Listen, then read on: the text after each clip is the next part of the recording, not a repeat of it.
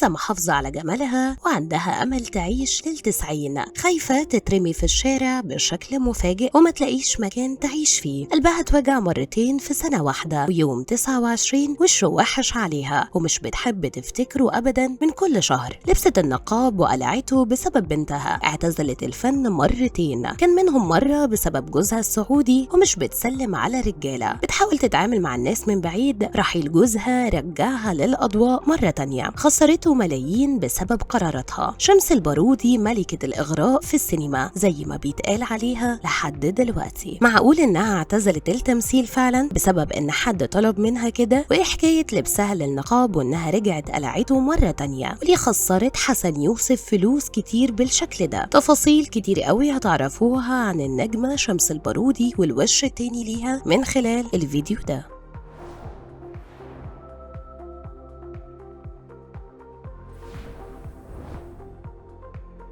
شمس البارودي كانت بنت دلوعة على الآخر، التمثيل كان شاغل كل تفكيرها. بدأت بأدوار صغيرة وكانت عايزة تاخد الطريق واحدة واحدة. فجأة طاقة القدر اتفتحت لها بسبب جمالها، والمخرجين شافوا فيها الفاتنة اللي تقدر تعمل أدوار جريئة. وبما إنها موافقة فيلا بينا. اتصنفت كل أفلامها بلس 18، وجمهورها كان بالآلاف قدام باب السيما في كل فيلم ليها. قدرت شمس إنها تعمل لنفسها شعبية كبيرة بالأفلام اللي عملتها، وخدت طريق مختصر للنجومية. فجأة في أول السبعينات شمس قررت إنها تتجوز من أمير سعودي، وقالت خلاص هعتزل ومش همثل تاني. وطبعا دي كانت رغبة جوزها، بس الحلو ما يكملش. 4 شهور بس وكانت شمس منفصلة ورجعت لحياتها تاني. كملت أفلامها وشغلها، بس كان ليها شريك، وحسن يوسف اللي كان بينتج وبيخرج لها. كمان عملوا أفلام دواتو سوا مكملة في سكة البلس 18. وفجأة قررت شمس إنها تروح تعمل عمرة مع أبوها وترجع تصور الفيلم اللي متفقة عليه من جوزها حسن يوسف، واللي جابوا لهم هدوم ب40,000 دولار، يعني بحسابات النهارده جاب لها فلوس بملايين. رجع من هناك بعد ما حلمت حلم بالنبي، قررت إنها مش هتمثل تاني. حسن يوسف بعد ما سمع كلامها ده حس إن بيته اتخرب، خاصة إن هو كان منتج الفيلم، وفكر الموضوع فترة وهتعدي وخلاص هترجع عن رأيها. بس لا، هي فضلت مصرة على رأيها وكمان لبست النقاب. في الوقت ده ولاد شمس 3 كانوا كبار، وكانت بنتها كمان بتتعلم في انجلترا، وعشان تعرف تسافر لها بره قلعت النقاب وفضلت بالحجاب وبس. وده كان السبب في انها ترجع خطوه لورا، وقالوا وقتها انها ترجع للتمثيل مره تانية. بس لما ما رجعتش وفضلت بتعمل اللي في دماغها، وقضت حياتها ما بين النادي وقعدات اصحابها ودروس الدين، وفضلت حياتها انها تكون مستقره ومستمره في هدوء، وما كانتش عايزه حد يعرف عنها حاجه ولا ليها علاقه بحد. لحد ما جه يوم 29 يوليو لسنه 2023 راح منها ابنها في الميه، ودي كانت من الخبطات اللي شقلبت حياتها وما بقتش مخليها كويسه خالص. عشان ما يمرش غير شهر ويجي يوم 29 اكتوبر ويروح حبيب عمرها حسن يوسف برضه، ويفضل يوم 29 من الايام اللي شمس البارودي مش بتحبها. شمس رجعت للاضواء من تاني بعد قانون الايجار القديم، واللي خايفه بسببه تترمي في الشارع، عشان هي ما عندهاش غير الشقه بتاعتها اللي عايشه فيها وعايزه تفضل مكمله فيها، خاصه انها محافظه على صحتها وعندها توقع انها تفضل عايشه شويه ويمكن تجيب ال70. ده بقى غير انها رجعت تظهر تاني في المناسبات، بس مش بتسلم على الرجاله غير اللي في سن عيالها واللي هي مربياهم وبس. المبهر في كل مره بتظهر فيها انها لسه زي القمر، وكأن الزمن ما مرش عليها ابدا. انتوا بقى ايه اكتر الافلام اللي بتحبوها للنجمه شمس البارودي؟